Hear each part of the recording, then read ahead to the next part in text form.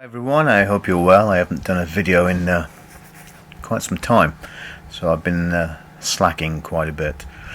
I will be doing some videos soon. I have a few projects to get underway, but I've been pretty busy over the last few months, finishing book, prototyping the iPad 2, preparing a new book, and well, just enjoying life really. Christmas, blah blah blah, working and so on and so forth. But anyway, what we have here, the iPad 2 with a 4K screen. Now this is quite a bit different from the original iPad. Ignore the keyboard, that's just a prototype keyboard that I'm playing with at the moment. It's a mechanical USB backlit RGB thing. It's quite nice. It's alright. As you can see, it's in its unpainted metal colour, apart from the bezel, and you probably can't see the top, but that's white. I'm just testing colours at the moment, and obviously helping prevent it go rusty. But anyway, so what is the iPad 2? Well, if you know the iPad 1, you'll know it is an all-in-one metal case which mimics the Commodore PET from the olden days of 4032, 832, etc. And it is updated in new metalwork, 3D CAD, and it's laser cut steel, fabricated and welded by myself. But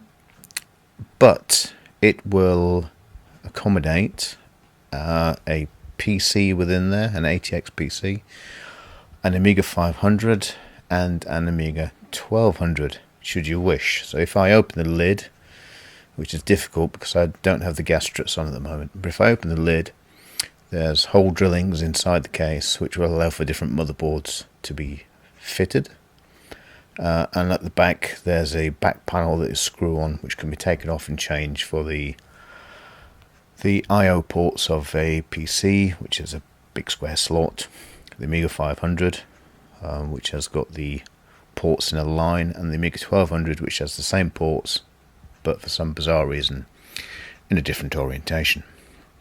So there are the three panels at the moment which are in use. I did think of making a Raspberry Pi type or a Mister type fitting that had numerous ports at the back, VGA, HDMI, blah blah blah blah. But how practical that is, I'm not sure. And there are also ATX solutions for the Mister and the Raspberry Pi, in so much as they all connect to a breakout board which has got the rectangle slot of a PC. So you can pick up off the ATX boltings, the hole drillings in the case, and connect the board to that, or the adapter board, or whatever it is, and then use the breakout board which connects to the PC slot, the PC ATX square slot on the rear. So I'll probably just stick with these at the moment and see how we get on. Now I have a question. I did have some labels made some time ago, some years ago, for the original iPad. Now obviously this PET now, this size has increased. This width that's the same, it's just the width that's increased, which I prefer. I do like that, but that means now that my original labels are quite small and won't fit very well. So I need some new labels making.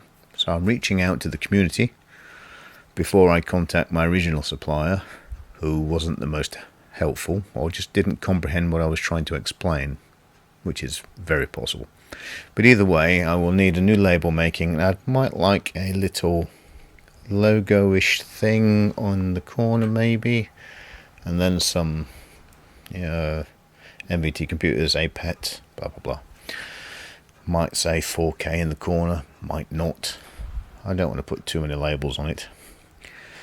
I don't want to get into the Golf GTI turbo injection labeling system that we used to have in the olden days.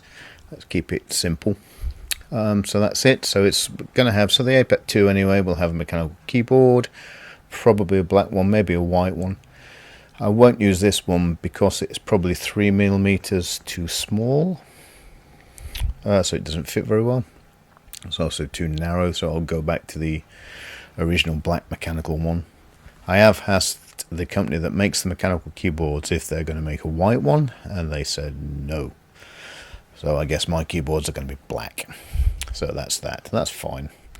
So I'll have a black keyboard, black bezel, white machine, but I'll need a label. So it's pretty much business as usual, as we did with the original MVT APET 1. So they'll all be ATX powered, so if it's an Amiga it will need... Steve Jones developed a little adapter that plugs into the back of the A500, A1200, which converts the ATX power to the square power block that the Amiga had, which is very neat.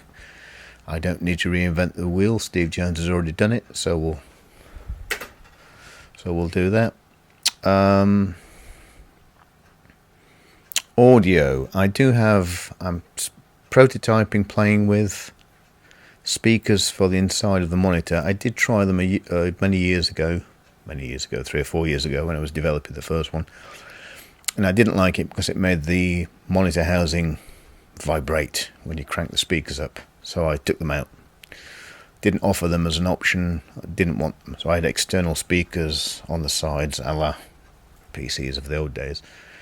I'm going to go back and try some more micro speakers like the iMac has, that connect to the display driver for the screen, so the volume can be controlled via the buttons under there. So I'm going to trial those and see. I mean, if they're rubbish, I just won't include them. Simple enough. So that's where we are. I intend to take one of these working 4K machines to Retcon in London, which will be in, I think it's June, I'm not sure. I'll probably take my books as well. They may or may not be a prototype pre-issue book of 16-bit stories, I'm not sure.